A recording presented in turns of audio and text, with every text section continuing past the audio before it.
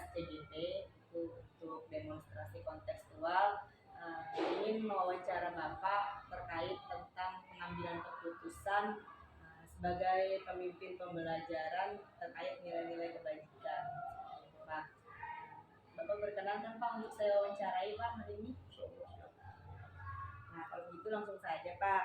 Di sini yang ingin saya tanyakan, selama ini Pak, bagaimana Bapak dapat mengidentifikasi kasus-kasus yang merupakan dilema etika atau rujukan moral yang ada di sekolah? Contohnya misalkan adanya suatu kebijakan benar-benar seperti itu Pak. Misalkan pada suatu ketika kita mendapati ada siswa-siswi kita yang mendapatkan musibah seperti kecelakaan sehingga menyebabkan kakinya patah atau tangannya patah, yang menyebabkan dia berada di rumah sakit sehingga tidak bisa mengikuti pembelajaran seperti itu Pak. Nah, jadi kita sebagai seorang guru mau tidak mau kan memaklumi keadaan tersebut terkait musibah yang dihadapi. Mungkin terkait tugas-tugas ataupun nilai-nilai dia mungkin agak tertinggal. Nah, kira-kira bagaimana Pak itu kalau Bapak menghadapi permasalahan seperti itu? Dalam proses pembelajaran tentunya memang banyak hal-hal yang kita berharap anak itu bisa pembelajaran dengan baik, dengan disiplin, kemudian bisa bertatap muka dengan bertatap muka dengan baik.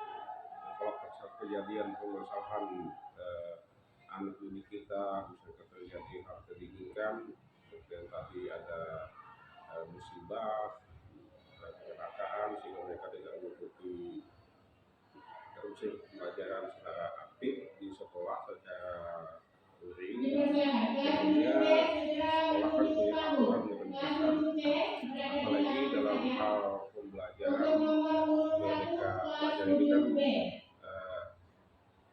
ada kebijakan yang harus kita pahami dan diurusnya oleh kepala sekolah dan pembimbing. Dalam hal ini saya sebagai kepala sekolah tentunya akan melihat bagaimana anak itu tidak mengikuti pembelajaran. Kalau anak itu pembelajaran masih bisa bicara, kemudian bisa tangannya bisa bergerak dan bisa berenang, sekarang ini kan tidak tergantung pada tempat dan tempat saya, dan pembelajaran itu juga tergantung tempat dan bukan, tapi dimanapun kita masih bisa belajar, bisa dalam kelas, di halaman, di lingkungan sekolah, maupun di tempat industri yang lainnya. Kan? Itu bagi anak tersebut biasanya yang dilakukan anak kan umumnya dipanggil orang tuanya dulu sejauh mana anak itu potensi pembelajaran, dan biasanya yang akan dikerjakan agar pembelajaran tentunya kalau anak itu bisa masuk pembelajaran secara daring, tentunya kita lakukan guru yang mengajar pada saat anak itu tidak bisa, kita berikan pembelajaran secara daring, bisa pembelajaran lewat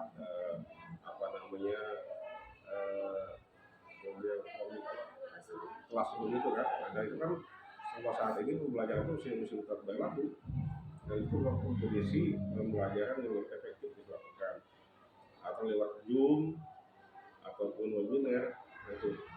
Nah kemudian kalau memang susah juga itu kan bisa dilaksanakan dengan pembelajaran melalui tugas-tugas tertentu. Nah, kalau anak tidak bisa melakukan tugas tangannya muka, nah kan didampingi oleh orang tuanya. Orang tuanya mendampingi, orang tuanya membacakan tugas, atau orang tuanya yang mengajarkannya, anak tapi dia mengajarkan, anak yang jawab. Jadi akhirnya kan jadi rasa tidak ada halangan untuk pembelajaran bagi anak yang memang berhalangan hati kesekolah. Yang penting ada keinginan, ada minat, dan ada rasa tanggung jawab, kemudian dukungan orang tuanya untuk anak itu jangan sampai ketinggalan pembelajaran. Itu mungkin terkait kasus tadi kan Bapak sudah menjelaskan nih Pak bagaimana langkah-langkah ataupun prosedur yang mungkin Bapak bisa lakukan terkait pengambilan keputusan kasus-kasus yang dimana di situ ada dua kepentingan ya Pak, yang benar sama benar. Artinya kita sebagai seorang guru kan masih bisa mentolerir keadaan itu, dan tidak juga menyalahkan pihak dari siswanya karena memang terjadi musibah ataupun keadaan yang tidak diinginkan. Kira-kira Pak ada hal lain Pak mungkin yang Bapak anggap efektif dalam pengambilan keputusan pada dilema etika seperti kasus tadi, atau mungkin Bapak bisa contohkan dengan kasus-kasus lain di sekolah yang pernah kita alami terkait dilema etika dalam selaku Bapak menjadi pimpinan untuk menyelesaikan permasalahan tersebut. Kalau pengalaman di sekolah kita itu dulu pernah kelas kita mau ujian gitu kan. Ujian kebetulan anak kelas 9 terjadi kecelakaan. Kemudian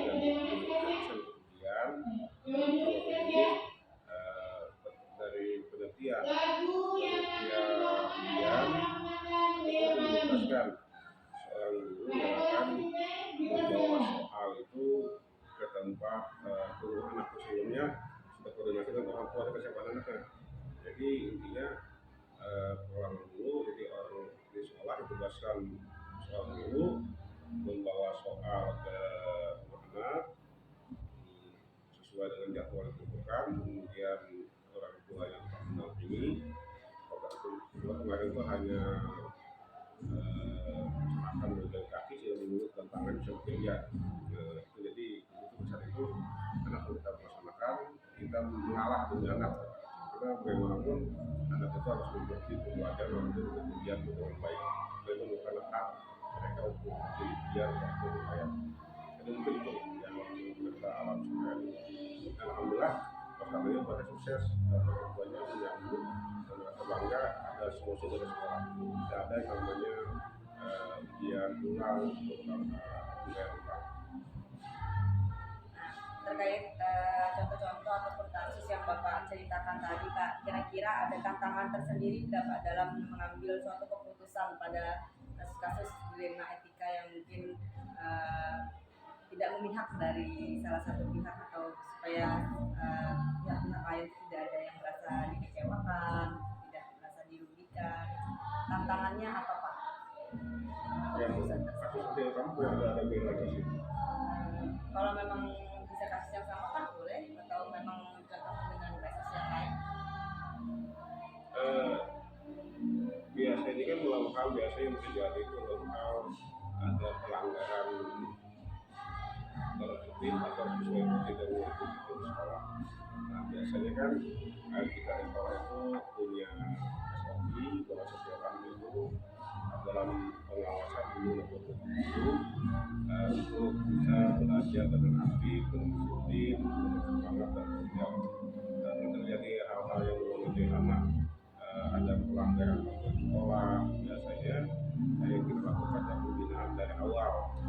Pembinaan dari pelajaran, memberikan bimbingan, memberikan anak pelajaran diulang lagi, sama tuh kalau udah ada waktu kelas, ada bukan aktif, membina lagi, kemudian ada pemanggilan orang tua siswa, agar orang tua itu memahami anak sekolah. Terus yang terjadi itu kan terjadi bahwa orang tua tidak mengetahui tentang perkembangan anak didik di sekolah. Nah, dengan dipanggilnya orang tuanya, alhamdulillah orang tua memahami dan mengerti, orang tua bisa memantau dan melaksanakan kembali. Jadi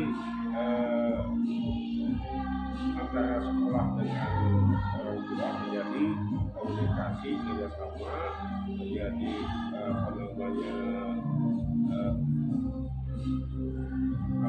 universitas, sehingga pembinaan anak itu bukan ditanggung jawab sebelahnya, tapi ditanggung jawab bersama orang tua. Itu yang kita Tantangan kayak mungkin di awal ada terjadi miskomunikasi, bagaimana mungkin sikap murid di rumah dengan di sekolah tahu orang tua kan berbeda terkait pelanggaran hukum, tapi dengan adanya komunikasi atau sinergisitas yang baik dari antara kedua belah pihak, baik orang tua maupun sekolah bisa terkait masalah itu tadi Pak. Apakah Bapak memiliki sebuah jadwal tertentu dalam sebuah penyelesaian kasus dilema etika, ataukah Bapak memiliki teknik lain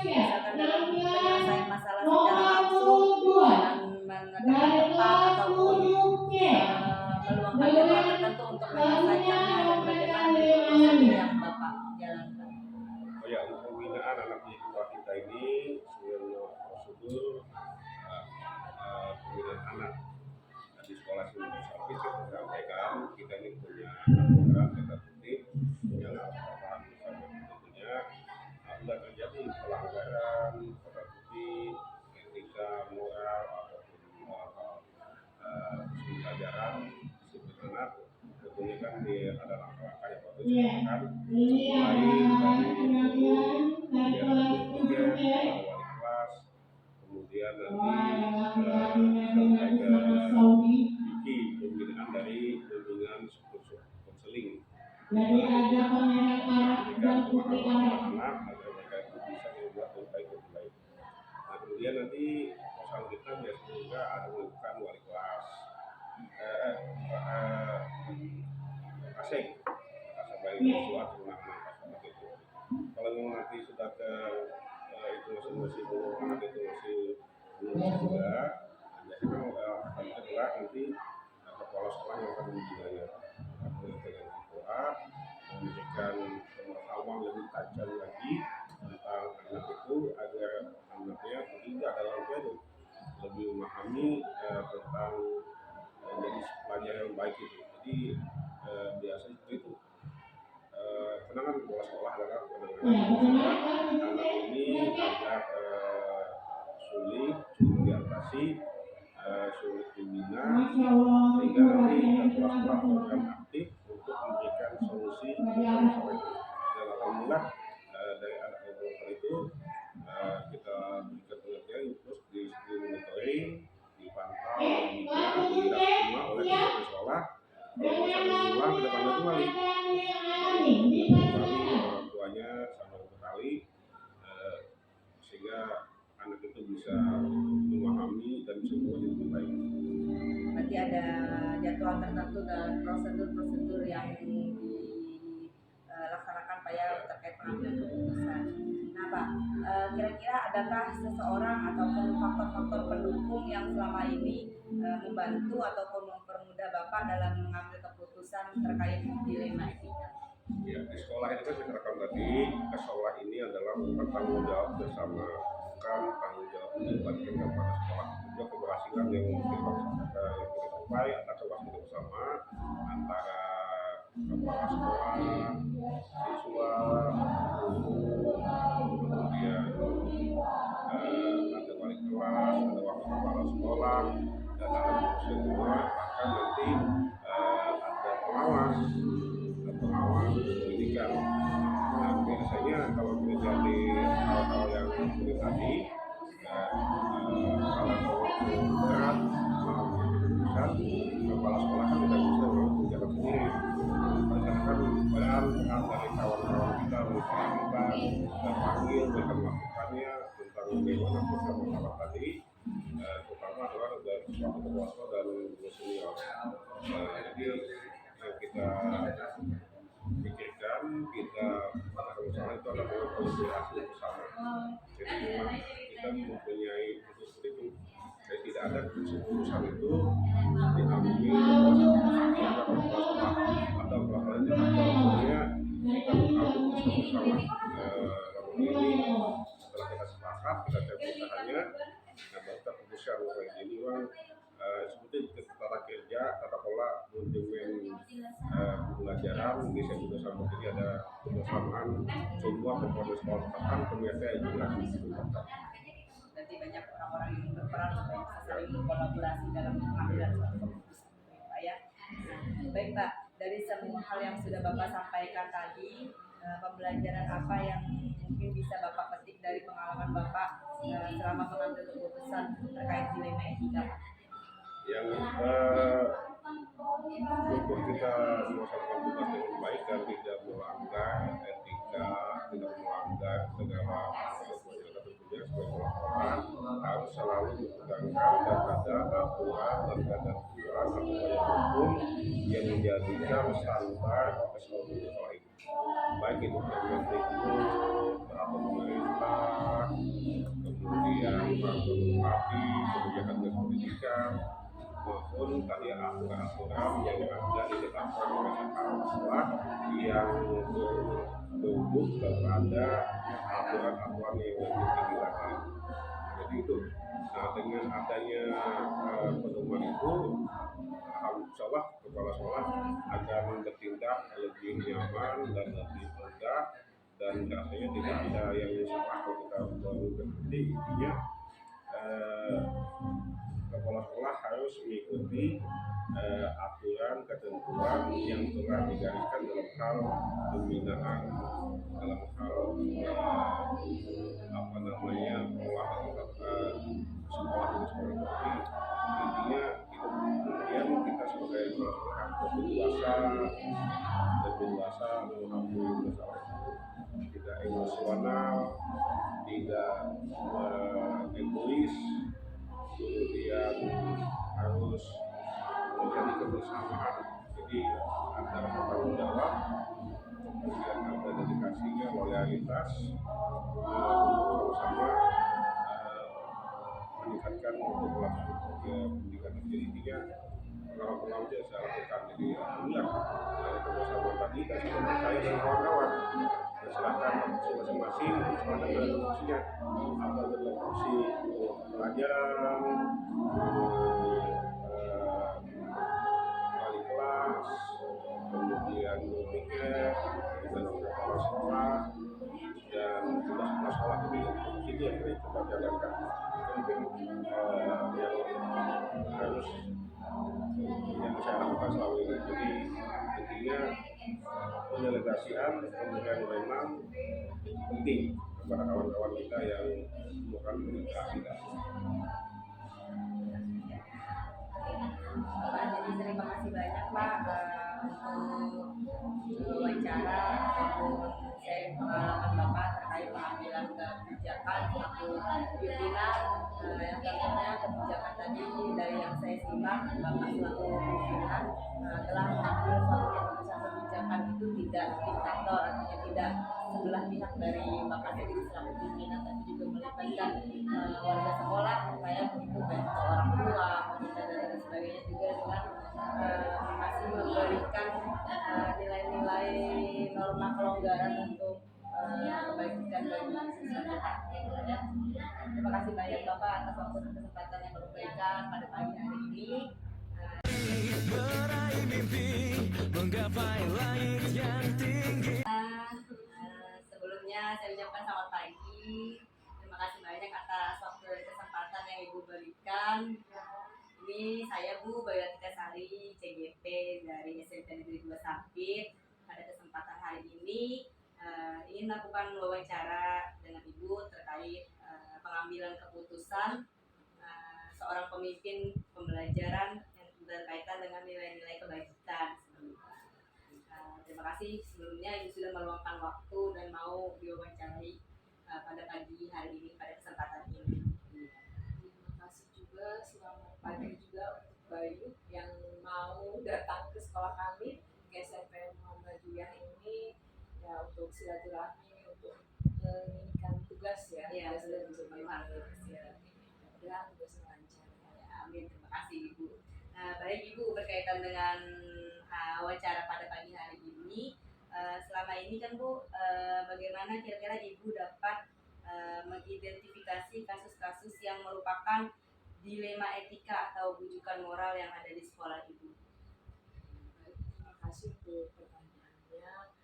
Untuk istilah ini ya istilah baru lah buat Ibu ya. Ada istilah dilema etika dengan bujukan moral ya. Jadi untuk kalau terjadi suatu kasus itu yang memang kita pasti akan menghadapi dua hal tersebut ya. Ada yang disebut dengan dilema etika dengan kalau memang kasusnya itu merasa benar dengan benar. Betul, ya. Nah kemudian kalau misalnya bujukan moral itu ada benar dan salah ya, benar dan salah kasus itu ya, itu memang salah satu yang bisa terjadi untuk mengambil satu keputusan. Nah Bu, selama ini bagaimana Bu Ibu menjalankan pengambilan keputusan di sekolah Ibu, terutama untuk kasus-kasus di mana ada dua kepentingan tadi sampai seperti Ibu katakan, misalkan benar benar sama benar ataupun ada yang benar ataupun salah, tapi dia sama-sama mengandung nilai kebajikan. Ya kalau misalnya ada terjadi kasus yang seperti itu ya pengalaman di sekolah ini kita memang harus ada kerjasama dan keterlibatan dari berbagai pihak, ya, terutama yang terlibat dalam kasus itu, kemudian juga dengan guru yang ada mungkin keterlibatan di situ, wali kelas, kesiswaan juga bisa dengan orang tua. Nah di sini kita memang mencoba mengidentifikasi nilai kebajikannya dalam apa yang muncul dalam kasus tersebut, ya, untuk mengambil keputusan. Ya misalnya saja kejujurannya seperti apa pada saat permasalahan mau diselesaikan, kemudian ada tanggung jawabnya seperti apa. Kemudian di sini juga kebenaran dan keadilan, ya, itu untuk menentukan apa tadi keputusannya. Ya tentu saja kita juga akan melakukan identifikasi terhadap kasus tersebut. Kemudian nanti apa yang harus kita lakukan, tentunya ini kalau dalam ilmu saintifik itu merumuskan tujuan, ya kan, tujuannya, terus nanti kita akan mencoba alternatif solusinya seperti apa ini, ya dengan kerjasama dari berbagai pihak tadi, ya kemudian lalu kita solusinya seperti apa dan nanti kita akan coba mengimplementasikan keputusan. Nah, terkait apa yang sudah Ibu ceritakan tadi, Bu, kira-kira langkah atau prosedur seperti apa yang biasa Ibu lakukan selama ini terkait pengambilan keputusan Ibu selaku kepala sekolah?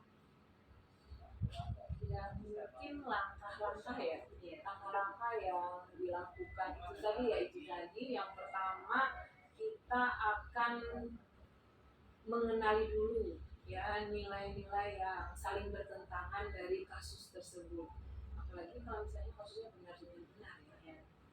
Kemudian juga nanti melihat siapa saja yang terlibat dalam situasi itu, kemudian nanti mengumpulkan fakta-fakta dan tentu saja ini fakta yang relevan terhadap kasusnya.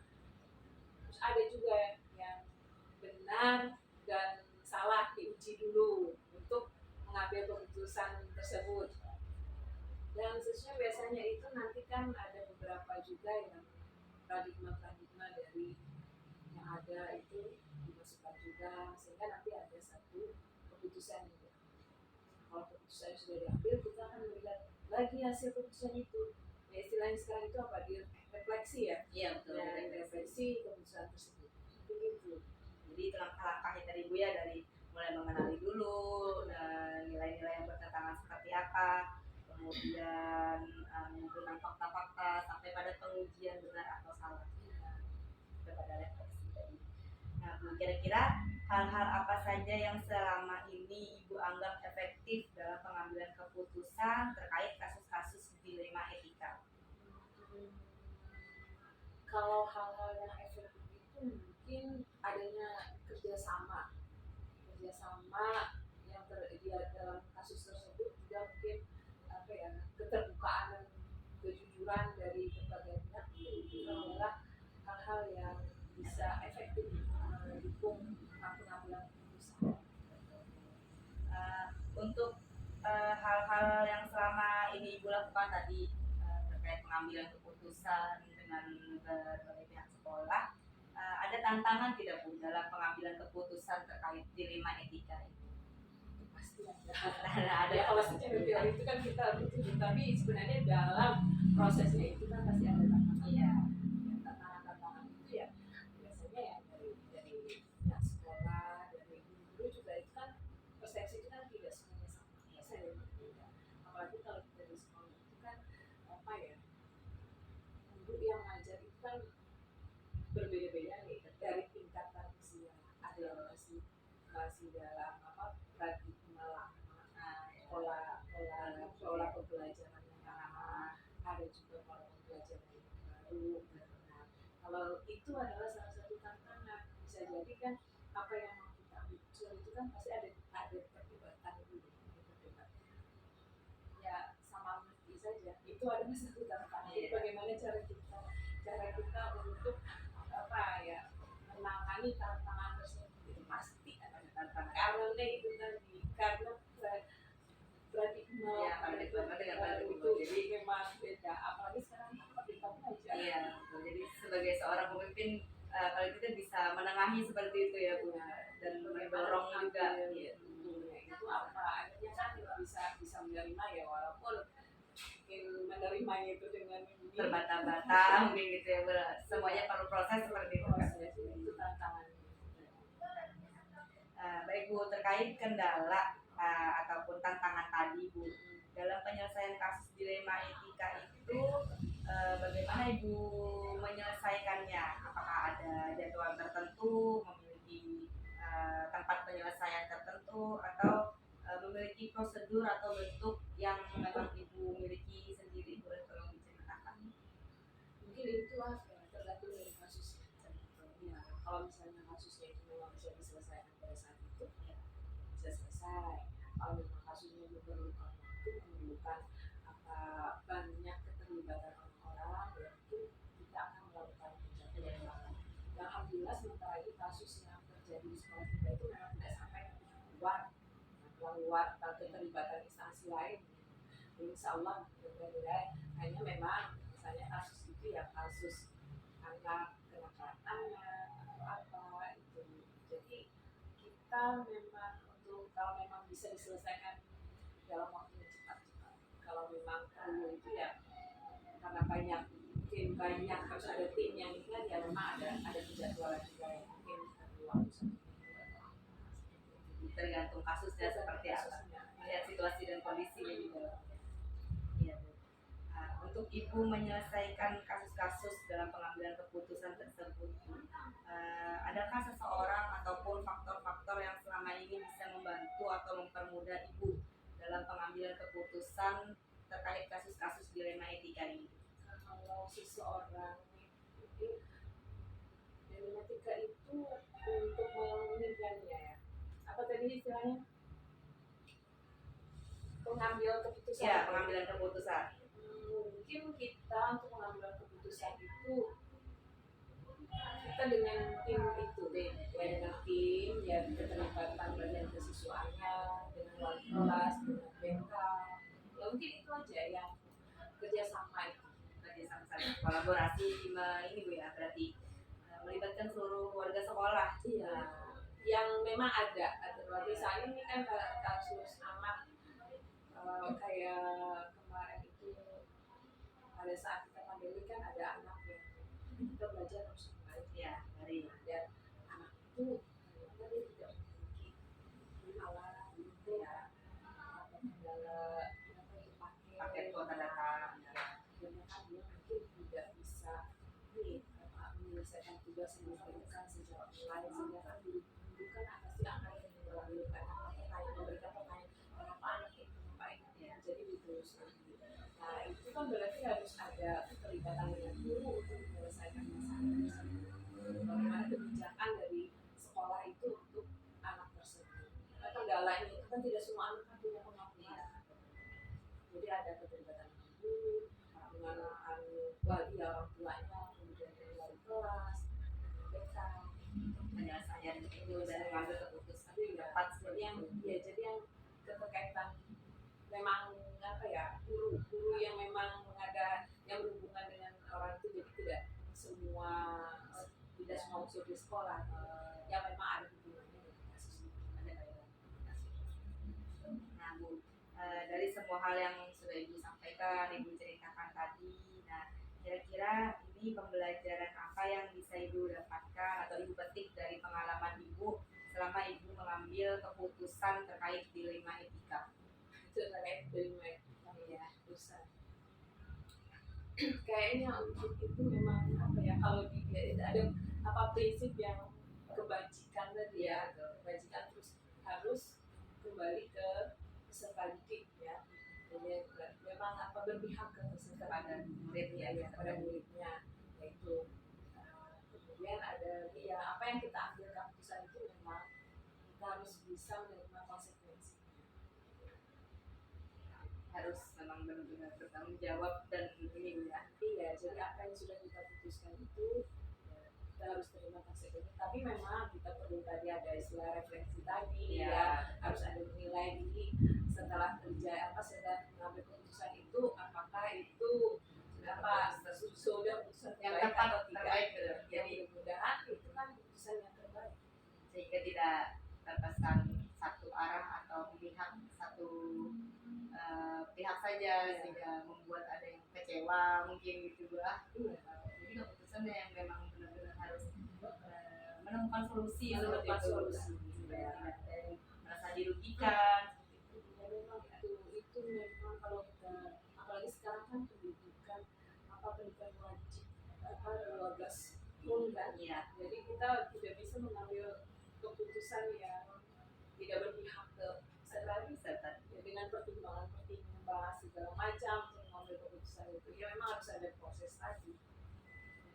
Ada yang memang perlu diproses, memerlukan waktu, ada yang bisa diselesaikan langsung, tidak perlu berkala. Ya, Bu. Jadi bisa saya simpulkan berarti di sini Ibu Rohana selaku pimpinan atau kepala sekolah dari SMP Muhammadiyah ini dalam pengambilan suatu keputusan tidak serta-merta melakukan pengambilan keputusan itu secara pribadi atau bersifat otoriter, sebenarnya memerlukan kolaborasi, kemudian yang disampaikan harus berpihak kepada murid, juga mengedepankan nilai-nilai kebajikan. Masih ada rasa kemanusiaan untuk terkait pengambilan keputusan. Terima kasih banyak Ibu Rohana untuk kesempatan pada pagi hari ini.